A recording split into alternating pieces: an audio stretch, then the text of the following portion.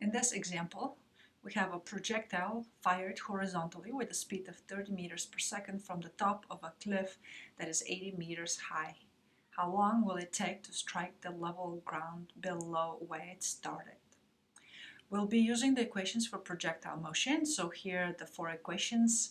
Along the x direction, for the motion along the x, we have one, and we'll have three more equations for the vertical motion of that projectile. Let's draw a diagram and see if we can actually fully picture and understand what is happening. We start with the given here and a diagram. The first thing is to notice that the projectile is fired horizontally. That means I'm going to draw here a vector for the original initial velocity v naught, and since it was horizontal, that means the original y component is 0. For the original x component, of course, I continue to read the problem. I see that it's going to be 30 meters per second. Then I notice that the cliff is 80 meters high, which means that I start somewhere 80 meters above the ground and eventually the projectile ends on the ground. So here I can write that the delta y, or the vertical displacement, is going to be minus 80 meters. Be careful, the vertical displacement is always defined as the final position or the later instant minus the initial position at the earlier instant. So since the projectile starts from the top of the cliff and ends up somewhere at the bottom, that means that I'm going to have 0 minus 80, so I end up with a minus. I need to consider that the displacement in the vertical position is going to be negative 80 meters. The question of the problem is, how long does it take for the projectile to land on the ground? So let's look at those equations.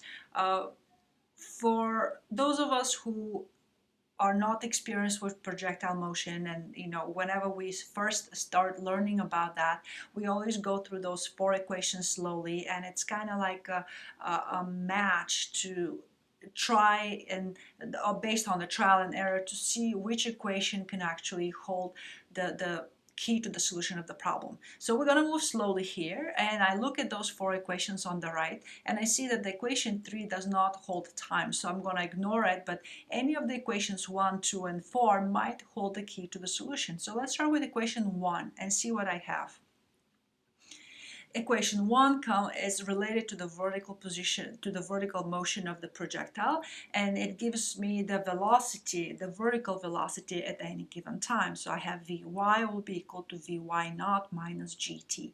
Some things I know and others I don't in this equation. So let's put the things that I know. I don't know the final velocity with which the projectile is crashing onto the ground, but I do know that the original vertical velocity was 0 because in the very first instant the projectile was fired horizontally. I also know the acceleration g, which is 9.8 meters per second squared, and I don't know the time. So I see here that this equation has two unknowns, and it's not a good candidate to start for the solution. So I'm going to mark no, and I'm going to go to the next equation that holds time and see if that can give me the answer.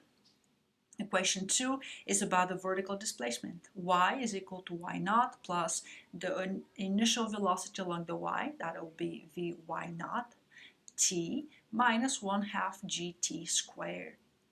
Let me move the original vertical position y naught to the left. And the reason is because I've recognized now that this is the displacement, the vertical displacement delta y, which I already have on the diagram marked as minus 80 meters. The problem said so. So let's put some of the knowns here and see what we have. Minus 80 meters will be for the displacement here in the vertical position. The next thing will be the initial vertical velocity, which was 0. Remember, the projectile is fired horizontally. Minus 1/2, replacing g with 9.8 meters per second squared and t squared. So there it is. We have an equation, and the only unknown here is the time.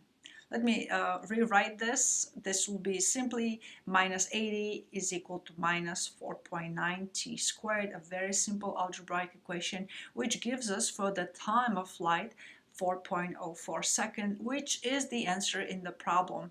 If you're curious to see what equation 4 will give us the answer, we can go back, and sometimes we're not so lucky. Sometimes we have to go through all the possible equations before we figure out what the solution will be. But just for completeness, if you were to go to equation 4 and say, wait, we have time there, maybe that equation also could give us the answer, look again.